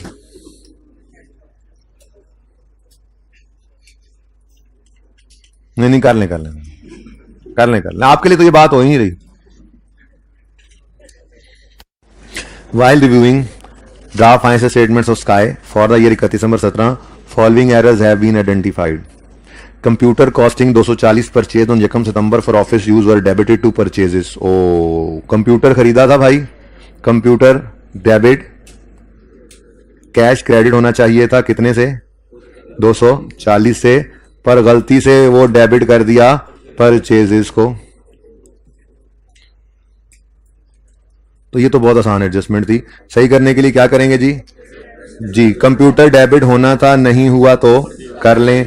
परचेजेस कैश क्रेडिट होना था, हो गया, कुछ ना करें। परचेजेस गलत डेबिट हो गई हैं, सही करने के लिए क्रेडिट कर लें, ठीक हो गया जी। लेकिन चूंकि ये फिक्स एसेट है तो इसके साथ डेप्रिसिएशन भी लिंक्ड है, और अगर सवाल में रेट दे, अगर ना देता ये लाइन तो फिर हम डेप्रिसिएशन का इंपैक्ट खुद से नहीं अज्यूम कर लेना। 10% होगा, 20% होगा पर्चे में बैठ के जी स्ट्रेट लाइन, खुद से कैसे अज्यूम कर सकते हैं। अगर सवाल में गिवन है तो गिवन है, नहीं है तो नहीं है, ठीक है। सवाल में अगर रेट वगैरह गिवन है तो फिर डेप्रिसिएशन का इंपैक्ट भी निकाल देंगे, ठीक है। ये तो बहुत आसान है, ठीक है। एसिड बढ़ रहा है तो बोलो डेप्रिसिएशन को भी बढ़ा लेंगे। डेप्रिसिएशन बढ़ाने की entry depreciation expense debit, accumulated depreciation credit. कैसे सिखाया था जी आपको, अगर तो स्ट्रेट लाइन मेथड है जो कि है अल्हम्दुलिल्लाह, तो फिर कॉस्ट को ही पकड़ो, रेट लगाओ, डेट ऑफ एरर से ईयर। अच्छा वैसे बात सुनो, ये पहला साल था, अगर रिड्यूसिंग बैलेंस मेथड भी होता तब भी इंपैक्ट यही होता, अनलेस कि रेजिडुअल वैल्यू आ जाए, वो फर्क डाल देती है डेप्रीसिएशन पे, ठीक है ना, स्ट्रेट लाइन रिड्यूसिंग बैलेंस में, वरना पहले साल में और कोई फर्क नहीं। तो डेट ऑफ एरर से ईयर एंड तक कितने मंथ्स, सितंबर, अक्टूबर, नवंबर, दिसंबर, 4 मंथ्स बनते, ठीक है। और समझ आई है ये कितने बच्चों ने अटेम्प्ट किया था सवाल घर पे, इन्हीं को ही समझ आ रही होनी है, क्योंकि आपको इतनी जल्दी सर ने बात कर ली, बात है ही कोई नहीं इसमें, जो बात करने वाली उस पर टाइम लगाएंगे जी। तो 240 का 20% और इंटू 4/12, ये डेप्शन इंपैक्ट आ गया कितना जी? 16 से डेप्शन एक्सपेंस डेबिट अक्यूमुलेटेड डेप्रिसिएशन। ये जी पहली एडजस्टमेंट है, कोई क्वेश्चन है तो पूछ लें, एडजस्टमेंट पढ़ लें। तो मुश्किल सवाल में भी आसान एडजस्टमेंट्स होती हैं, ठीक है ना। ताकि ये कितने नंबर का सवाल है? 11 का है, तो इसमें से भी 4-5 नंबर तो मेरे जैसे भी ले लेते। मैं भी तो यार स्टूडेंट जब होता था तो आप जैसे ही होता था, बल्कि आप तो बहुत अच्छे बच्चे हैं। अच्छा जी, आगे बढ़ें जी। सेकंड एडजस्टमेंट थोड़ी सी टेक्निकल थी, पर सिर्फ ओरिजिनल एंट्री पढ़ते हैं। Furniture costing 1200, having book value of 670 as on 31 दिसंबर 17। ये 670 है जी, इसकी 31 दिसंबर 17 की book value. Had already been sold on यकम नवंबर 17, वो बिक चुका है यकम नवंबर 17 को। अजीब बात है। अच्छा चलो आगे बाद में देखते हैं। बिक रहा है एसेट, तो पहले एंट्री लिखेंगे accumulated depreciation debit, cash debit, और एसेट का नाम क्या है? Furniture credit. अब जो मिल जाए फिगर वो तो लिख लो। फर्नीचर कॉस्टिंग 1200, ठीक है, वॉज सोल्ड और सेल प्रोसीड्स ऑफ 700, तो कैश भी मिल गया यहां से। यानी जो नंबर मिलते हैं वो तो लेना, ठीक है जी। अब जनाबे वाला हमें मिल जाए कभी अक्यूमुलेटेड डेप्रिसिएशन तो कमाल हो जाए, कमाल, ठीक है, कमाल हो जाए। अच्छा, अक्यूमुलेटेड डेप्रिसिएशन निकालने के लिए अगर उस सवाल में वो बुक वैल्यू तो दे रहा है ना, और कॉस्ट भी दे रहा है, तो भाई अगर हम cost less accumulated cost less book value करें तो हमारे पास अक्यूमुलेटेड डेप्रिसिएशन आनी जानी चाहिए, बिल्कुल आ जानी चाहिए। पर मसला ये है कि हमें अक्यूमुलेटेड डेप्रिसिएशन चाहिए होती है डेट ऑफ डिस्पोजल तक की, यानी ये मुझे चाहिए टिल यकम नवंबर 17। तो फिर मुझे बुक वैल्यू भी माइनस करनी पड़ेगी टिल यकम नवंबर 17 तक की। ये बड़ी इंपॉर्टेंट बात हो रही है, तुम उठ के चले गए हो, ठीक है। ये बात समझ नहीं आनी तुम्हें, फिर तुमने नहीं कहना मुझे कि मुझे फिर समझा दें जी। कॉस्ट तो सारी जिंदगी कॉस्ट ही रहती है, ठीक है। तो कॉस्ट में से यकम नवंबर 17 तक की बुक वैल्यू माइनस करेंगे तो यकम नवंबर 17 की अक्यूमुलेटेड डेप्रिसिएशन आएगी, ठीक है, सही है ना। और यही हमें चाहिए, लेकिन सवाल के अंदर उसने ये बुक वैल्यू दे दी है 31 दिसंबर 17 की। तो ये जो 670 है ये 31 दिसंबर 17 की बुक वैल्यू है। मसला ये है कि 31 दिसंबर 17 पर ये बुक वैल्यू पड़ी है। अच्छा, अगर डेट ऑफ परचेज गिवन होती फिर भी इतनी टेंशन नहीं थी, हम 1200 पर रेट लगाते, डेट ऑफ परचेज से यकम नवंबर 17 तक लाइफ गिनते और अक्यूमुलेट निकाल लेते, पर डेट ऑफ परचेज भी मिसिंग थी, ठीक है। अब हमें चाहिए इस दिन की अक्यूमुलेटेड डेप्रिसिएशन। किस दिन की? यकम नवंबर 17 की, ऐसा ही है ना। और उसने हमें दी हुई है 31 दिसंबर 17 की बुक वैल्यू। इससे हमारा काम नहीं चलना। अब जाकर देखते हैं, अल्लाह करे स्ट्रेट लाइन हो, फिर तो सुकून ही सुकून है। वो कह रहा है SE depreciates furniture at 10% using stay, यानी कि सारी जिंदगी 1200 पर ही 10% लगते रहना है। बोलो, तो इस साल भी 1200 पर 10% ही लगा होगा, ठीक है। तो 1200 पर 10% लगाएं तो पूरे साल की डेप्रिसिएशन आती है। हमें सिर्फ इस वक्त चाहिए 2 महीने की डेप्रिसिएशन, नवंबर और दिसंबर की। स्ट्रेट लाइन हर साल हर महीना डेप्रिसिएशन बराबर है, ठीक है ना। हमें ये 2 महीने की डेप्रिसिएशन मिल जाए ना, तो हम इस 670 में लेस कर देंगे, लेस करेंगे। खुदा का खौफ करो, खुदा का खौफ करो। 670 से वापस जाना है, 31 दिसंबर तक 2 महीने माइनस हो चुके हैं ये वाले, ये 2 महीने ऐड बैक करेंगे, ऐड बैक करेंगे। तो 2 महीने की डेप्रिसिएशन मिल जाए, 670 में ऐड करेंगे तो 2 महीने पीछे आ जाएंगे। वो बुक वैल्यू है ना, बुक वैल्यू समझ आई है? नहीं आई तो अभी समझ आएगी 1 मिनट में। 2/12 आता है 20। ये 20 की डेप्रिसिएशन मेरे बच्चों 2 महीनों की निकल आई। कौन से 2 महीनों की? इन 2 महीनों की, ठीक है। तो ये 2 महीनों की डेप्रिसिएशन है कितनी जी? 20, ठीक है। ये 20 की डेप्रिसिएशन अगर मैं 670 में ऐड करता हूं तो मैं 2 महीने पीछे पहुंचा दूंगा बुक वैल्यू को। ये बात से इत्तेफाक करते हो कि माइनस करूं? नहीं, ये देखो, पहले ऐड करके मुझे फिगर बताओ ना, पहले ऐड करके मुझे फिगर बताओ। हम 670 में प्लस करेंगे 20, तो यहां पर आंसर आएगा 690। 690 में से 20 रुपए कम होकर 670 पे पहुंचा एसेट, ठीक है ना। इसी तरह से साल के शुरू में और ज्यादा होगी बुक वैल्यू। हर साल की डेप्रिसिएशन कम, हर महीने की डेप्रिसिएशन कम होते होते आ रही होती है ना, ठीक है। तो ये बुक वैल्यू 670 की यहां पे पड़ी है। हमें इस दिन वाली नहीं चाहिए थी, हमें चाहिए थी यकम नवंबर की। तो हमने 2 महीने की डेप्रिसिएशन निकाली, उसको 670 में ऐड किया, तो हम 2 महीने पीछे पहुंच चुके हैं। सबको समझ आ गई इस बात की। अब ये 670 जो है ये मैं यहां पर लिख सकता हूं पुरसुकून तरीके से, ठीक है। मैं क्या कहूंगा, मैं कहूंगा जी मुझे एक्यूमुलेट डेप्शन जो मुझे मेरी एक्यूमुलेशन निकलेगी जी 1200 माइनस 690 से माइनस 600। अब एतराज करने वाले कहेंगे ये 690 कैसे निकला, सवाल में तो कोई गिवन नहीं है। तो उनको ये बताएंगे कि जी हमने यहां स्टार लगा के कि जी हमने 670 में 20 ऐड किया है। अब फिर एतराज करेंगे और कहेंगे ये 20 कैसे आया। हम कहेंगे 1200 का 10% लेकर हमने उसको 2/12 कर दिया, तो इस तरह से ये 20 आया। 670 में 20 ऐड किया तो 690 आया। 1200 में से 690 को माइनस किया तो 510 आया, और यही हमें चाहिए था। और गेन आ गया 10 रुपए का। गेन ही आता है ना, मेरी गिनती गलत तो नहीं हो गई। लो भाई, ये ओरिजिनल एंट्री है। कोई मसला है तो पूछ सकते हैं। ये सारी एडजस्टमेंट भी ऊपर वाली आ गई। ये कहानी वो 670 से 690 पर गए। कोई क्वेश्चन है तो पूछ लें, ठीक है।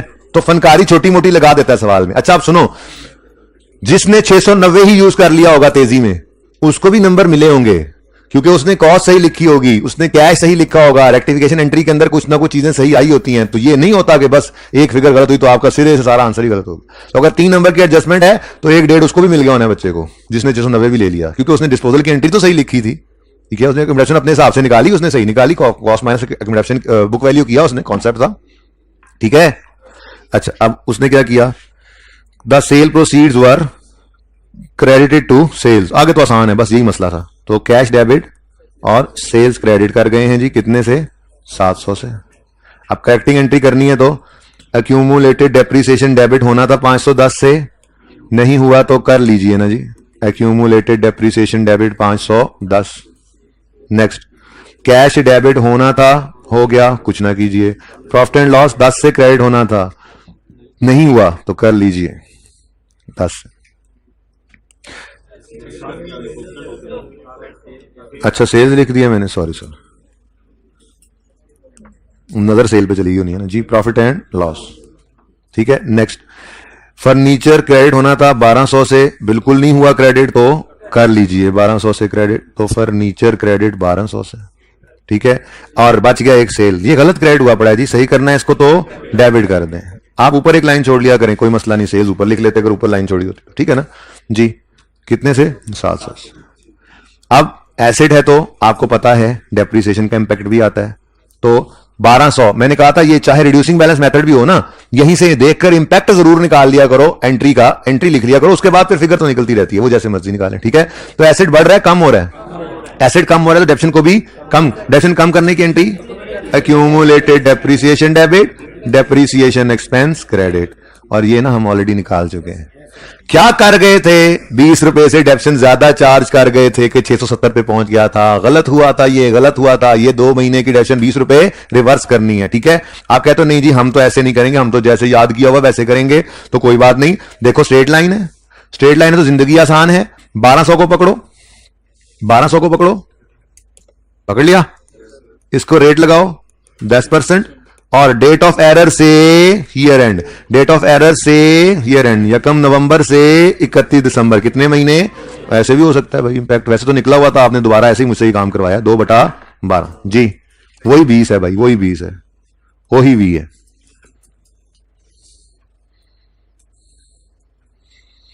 ठीक है, सही है।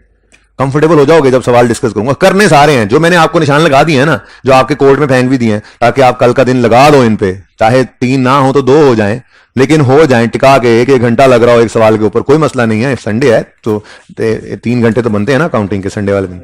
अब वो आप जब ट्राई करके आओगे इंशाल्लाह, इसी तरह से हर एक ट्रांजेक्शन में डिस्कस करता चला जाऊंगा, ठीक है।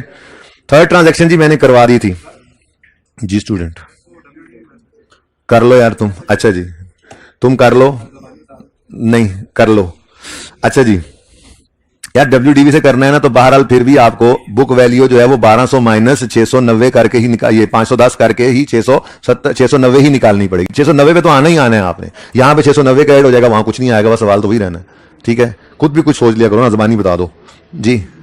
अच्छा नहीं समझ आई, तुम्हें समझ नहीं आई यार, एक्यूमुलेशन को उड़ा दो, इसने बुक वैल्यू पे आना है, डिस्पोजल के दिन की बुक वैल्यू पे आना है, यानी 690 पे आना है, तो 690 क्रेडिट करोगे, 700 डेबिट हो रहा है तो 10 का गेन, एक्यूमुलेशन तो है नहीं ना भाई। हाँ अच्छा अच्छा, देखो भाई ये डिस्कशन कल हो गई थी ये डिस्कशन कल हो गई थी, देखें जी, ये डिस्कशन कल हो गई थी कि नहीं हुई थी? आजा यार, आजा यार, आजा यार।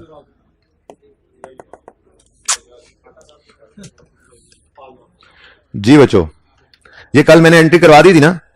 थर्ड ऑन 1 अप्रैल 17, यकम अप्रैल 17 को SE rented out one of its premises at an annual rental of 900। आगे बाद में पेएबल इन एडवांस, आगे बाद में पढ़ते हैं। उन्होंने क्या किया, मैंने तो आपको यह सिखाया था कि अगर ऐसा कुछ मामला है तो वो ये मामला है कि 900 का एडवांस रिसीव किया है, इसमें से 9 महीने इनकम बना सकते हो, 3 महीने लायबिलिटी बननी है, क्योंकि इसने यकम अप्रैल इस साल से 31 मार्च अगले साल तक के साल के पैसे ले लिए आज। तो ये रेंट तक 9 महीने इनकम में डाल दो, बाकी अब ये जाते जाते मैंने एडजस्टमेंट डिस्कस कर ली थी कल, ठीक है। तो ये जैसे एडजस्टमेंट मैंने ऐसे बनाई थी जी कि कैश तो आ गया है 900 का, ठीक है। कैश कितना आ गया है? 900। इसमें से इनकम में फेंक सकते हो आप 9/12, तो ये 900 तो पूरे साल का है, इंटू 9, ये कर दो इनकम में 675। बाकी का आपके पास एडवांस रेंटल है, ये लायबिलिटी है, ठीक है। इसको 900/12 इंटू 3 कर दो या बैलेंसिंग निकाल लो, आपकी मर्जी है। ये किया था कल डिस्कस, एक रूल पढ़ा हुआ है हमने, ठीक है। अगर एंट्री करें आप सही वाली एंट्री पहले ही दिन करें तो ये बनती है, करेक्शन नहीं कर रहे हम, सही एंट्री कर रहे हैं, ये होना चाहिए था। लेकिन चौधरी साहब ने क्या कर दिया, rent received is credited to income. भाईजन ने कहा ना आओ देखा ना ताओ, कैश डेबिट सारा ही रेंटल इनकम में क्रेडिट। पढ़ा लिखा अकाउंटेंट होता तो ये करता, एक रूल नहीं पढ़ा होगा इसने, कैश बेसिस पे काउंटिंग कर गया, ठीक है। कोरोना आ गया था तो कैश डेबिट होना था 900 से, हो गया, कुछ ना कीजिए। रेंटल इनकम 675 से क्रेडिट होना था, 900 से क्रेडिट हो गया, तो ज्यादा क्रेडिट कर गए हो तो डेबिट कर दो रेंटल इनकम को 225 से। और एक लायबिलिटी आपने रिकॉर्ड करनी थी 225 से, उन्हें ही की तो कर लो, तो एडवांस रेंट 225। ये एडजस्टमेंट कल कर चुके थे हम, ये ऐसे ही बस आपने करवाई है मुझसे, ठीक है। और ठीक है, next trade receivables include a balance of 180 which is irrecoverable. वो हो गया इरिकवरेबल, ठीक है, but has not been written off. भाई क्या हुआ है यार, सुन लेना यार, क्यों बातें कर रहे हैं यार, क्या थोड़ा मुश्किल था, क्लास के बाद करो ये काम यार, अपने कमेंट्स। अहम एडजस्टमेंट सबसे ज्यादा तो अब शुरू हुई है, और 5 मिनट करा के मैंने निकलना है अभी, तो तुम बातें कर लो जी। Bad debt, written off expense debit और डेटर क्रेडिट, ये एंट्री होनी चाहिए थी कितने से जी, 180 से, और ये एंट्री नहीं हुई, तो ये एंट्री कर लो।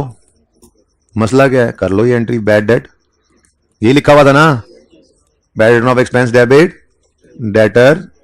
डेटर्स क्रेडिट, ठीक है, कितने से, 180 से, ठीक हो गया। किसी ने इसको लिख दिया प्रोविजन डेबिट डेटर क्रेडिट, तब भी ठीक है। मकसद इस वक्त सिर्फ डेटर क्रेडिट को पकड़ना है, आगे जाके बैड डेट की एंट्री मैंने आपको ये भी सिखाई थी, अगर आपको कोई मसला नहीं है उस तरह से करने में तो आप कर सकते हैं। वो एंट्री कहां थी, वो ढूंढना पड़ेगा, ये तो वो है ना, रेक्टिफिकेशन का चैप्टर है। 1 मिनट बेटा, तो वही किया ना हमने। वो कह रहे रिटर्न ऑफ होने चाहिए थे, नहीं किए, तो वही कह रहा हूं कि होना चाहिए था, जो वो नहीं किया तो कर लो। ये मिल गया। ये मैंने आपको बैड डेट रिटर्न ऑफ की एंट्री क्या सिखाई थी, प्रोविजन डेबिट डेटर क्रेडिट। तो किसी ने प्रोविजन डेबिट डेटर क्रेडिट लिख दिया रिटर्न ऑफ की एंट्री, वो भी बिल्कुल ठीक है। किसी ने bad debt written of debit debtor credit कर दिया, ये भी बिल्कुल ठीक है, सेम है, कोई मसला नहीं है। रेक्टिफाइंग एंट्री में दोनों को नंबर मिलेंगे, ठीक है। अच्छा जी, तो ये तो लिख रहा है बेटा, क्या कह रहा है, ट्रेड रिसीवेबल्स में पड़ा है 180 जो कि इररिकवरेबल है, यानी बैड डेट क्या है, और वो क्या कह रहे हैं, it has not been written off. तो क्या होना था, राइट ऑफ करना था, जो नहीं था तो कर रहे हैं। किसका सवाल था, लिखा हुआ है जी, नहीं किया तो करना चाहिए था ना, ठीक हो गया। नेक्स्ट मैंने ये पढ़ा दिया था, ये देखो आपकी क्लास का ही ये बना हुआ है, आपकी क्लास का ही ये बना हुआ है। हमने एक डेट किसी पिछले साल में राइट ऑफ किया था, तो क्या एंट्री की थी, बैड रिटर्न ऑफ या प्रोविजन डेबिट डेटर क्रेडिट। उसको अल्लाह ने हिदायत दी, वो आ गया पैसे लेकर कैश डेबिट। अगर दोबारा डेटर क्रेडिट कर दिया तो डेटर डबल क्रेडिट हो जाएगा। तो मैंने आपको बताया था कि अगर रिकवरी हो जाए किसी ऐसे डेट से जो प्रोविजन वाला नहीं था, जिसको हमने राइट ऑफ कर दिया था, अगर रिकवरी हो जाए किसी ऐसे डेट से जो प्रीवियसली रिटर्न ऑफ था एज बैड, अगर वो आ जाए तो उसकी एंट्री करनी है cash debit bad debt recovery income credit. ये कॉन्सेप्ट है, ये ओरिजिनल एंट्री है, ठीक है। तो बैड डेट राइट ऑफ किया हुआ अगर रिकवर हो जाएगा तो उसकी एंट्री होगी cash debit bad debt recovery income other income में क्रेडिट। और ठीक है, अब ये तस्वीर कहीं लो जो रह गए थे कल वाली बात है वैसे, ठीक है। अच्छा, अब सवाल की तरफ जाते हैं। सवाल क्या कह रहा है? सवाल कहता है जी आर रिकवरी फर्दर, वो उसी बात आगे, are recovery of 96 against receivable यानी debtor written off in previous year was credited to, अल्लाह के बंदे, एक रिटर्न ऑफ डेटर से, राइट ऑफ हुए डेटर से आज पैसे रिसीव हुए हैं, तो उसकी एंट्री ओरिजिनल तो बनती थी cash debit bad debt recovery income credit, ऐसे लिख दूं, ठीक है। कितने से? 96 से ये एंट्री बनती थी। अल्लाह के बंदे, इसने क्या एंट्री कर दी? कैश की एंट्री तो भूलना नहीं होता इसने, तो कैश डेबिट करके वही जो हमने लिख के काटा था नहीं करना, वो इसने कर दिया, ठीक है। बात समझ आई? होना चाहिए था cash debit bad recovery income credit, हो गया कैश डेबिट डेटर क्रेडिट। तो भाई सही कर लो ना, मसला क्या है, ठीक है। कैश डेबिट होना था, हो गया, कुछ ना करो। बैड रिकवरी इनकम क्रेडिट होना था, नहीं हुआ तो कर लो। 96 से डेटर गलत क्रेडिट हो गया है, सही करने के लिए कर दो डेबिट, ठीक है। यहां तक तो कोई मसला नहीं होना चाहिए था, ठीक है। अब अगर अगली लाइन ना होती ना, जाग जा, सबसे अहम एडजस्टमेंट समझ यही है आज की, सबसे अहम आज की क्या, रेक्टिफिकेशन की, ठीक है। और ये सिर्फ 1.5 मिनट में समझानी है, नहीं समझ आएगी तो मंडे को आएंगे, मेरे पास अब टाइम खत्म हो रहा है, ठीक है। सुने, है बहुत आसान वैसे, पिछली क्लास को 1 मिनट में समझाई, आपके लिए 1.5 मिनट खुसूसी। अगर ये लाइन ना लिखी होती तो एडजस्टमेंट ओवर हो गई थी, पर मसला क्या हुआ, वो कह रहा है कि प्रोविजन हमने क्रिएट की हुई है ऑलरेडी 5% की। अब प्रोविजन जो होती है वो डेटर्स के क्लोजिंग, वो कह रहा है provision for doubtful debt, provision for doubtful receivable has already been made at 5% of year end balance of what, of debtors। यानी उन्होंने डेटर्स को 5% लगाकर उसको प्रोविजन का क्लोजिंग बनाकर सारी अकाउंटिंग की हुई है। अब हमारी रेक्टिफाइंग एंट्री बता रही है डेटर हूं वो नहीं रहे, डेटर तो 180 से कम भी हुए और 96 से बढ़ भी गए, तो नेट में डेटर्स 84 से कम हो रहे हैं। देखो भाई, अब डेटर्स तो है नहीं कि हम एडजस्टेड कह के उनको ये बैलेंस लिखकर एंट्रीज डाल के उन्हें एडजस्टेड बनाए। अगर गिवन होता तो कर लेते, फिर एडजस्टेड डेटर्स पे एडजस्टेड प्रोविजन निकालें, फिर उन्होंने को पुरानी प्रोविजन दी हुई है उसको, कुछ भी नहीं है हमारे पास। बस यही पता लगा कि डेटर्स में गड़बड़ हो गई है और प्रोविजन का रेट भी गिवन है। अब डेटर्स क्या हो रहे हैं, ये क्या है, डेटर्स क्या हो रहे हैं, कम। तो मुझे सोच के बताओ, बिल्कुल एसेट और डेप्शन की तरह से ये भी डेटर्स के क्लोजिंग में प्रोविजन लग के प्रोविजन निकलती है। डेटर जितने ज्यादा प्रोविजन उतनी ज्यादा, डेटर जितने कम प्रोविजन उतनी कम। बात समझ रहे हो ना, डेटर जितने ज्यादा होंगे प्रोविजन उसी के ऊपर ही रेट लगता है ना। तो अगर डेटर्स हो रहे हैं कम तो प्रोविजन को भी क्या करना पड़ेगा, कम। अब प्रोविजन जो है वो फुल अमाउंट से नहीं होती, वो तो परसेंटेज से होती है। तो प्रोविजन की परसेंटेज है 5%, तो 84 का 5% लो 4.2, ये प्रोविजन भी 4.2 से कम हो जाएगी। अब प्रोविजन कम करने की एंट्री मैंने आपको सिखाई हुई है नहीं, प्रोविजन बढ़ाने की, तो एक्चुअली प्रोविजन रिकॉर्ड करने की एंट्री आपको सिखाई थी कल की क्लास को हल्का लेने वालों। प्रोविजन रिकॉर्ड करने की एंट्री देखो, bad debt expense debit provision credit. ये क्या है, बैड एक्सपेंस रिकॉर्डेड इन, ये प्रोविजन रिकॉर्ड की थी हमने, प्रोविजन रिकॉर्ड की थी, ठीक है। पहले साल को देखो तो 0 से 700 पे जो आए थे इस सवाल में, 0 से 700 पे आए थे, तो ये 700 की प्रोविजन रिकॉर्ड की थी। क्या एंट्री बनी थी, क्या entry, bad debt expense debit provision credit. तो आपको सिखाया था यहां पे कि प्रोविजन की एंट्री क्या है, बैड एक्सपेंस डेबिट प्रोविजन। ये प्रोविजन बढ़ाने की एंट्री है, क्यों, प्रोविजन की नेचर क्रेडिट है ना, क्रेडिट नेचर की चीज बढ़े तो क्रेडिट होती है, ठीक है। लेकिन आज हमें क्या करना पड़ रहा है, आज हमें प्रोविजन कम करनी पड़ रही है। तो प्रोविजन, चल यार आजा, प्रोविजन कम करने की एंट्री उल्टा दो, बोलो। बढ़ाने की एंट्री थी bad expense debit provision credit, कम करने की एंट्री है provision for doubtful debts debit और बैड डेट एक्सपेंस क्रेडिट। अब पर्चे में ये काम तो करने की जरूरत है नहीं, ये डायरेक्ट ही करोगे, तो यहां पे आप ऐसे लिख लिया करोगे, ठीक है। -84 यानी डेटर्स कम हुए तो 5%, ठीक है। उसको बाद में बताना कि तुम्हें समझ नहीं आई, 4.2 से ये एंट्री कर लो, ठीक है, ओके, सही है। तो बहरहाल ये दोबारा घर पे देखिएगा, इंशाल्लाह समझ आएगी। ये मजबूरी है भाई, सारे का नॉलेज एक साइड पे रह गए, मजबूरन सिर्फ डेटर्स के ऊपर इंपैक्ट लेकर हमें प्रोविजन निकालनी पड़ी। एक एडजस्टमेंट रह गई है नंबर 5, इंशाल्लाह मंडे को करवाऊंगा और आगे बढ़ेंगे। ऐसे ही हर एडजस्टमेंट को डिस्कस करेंगे, छोड़ना किसी को भी नहीं।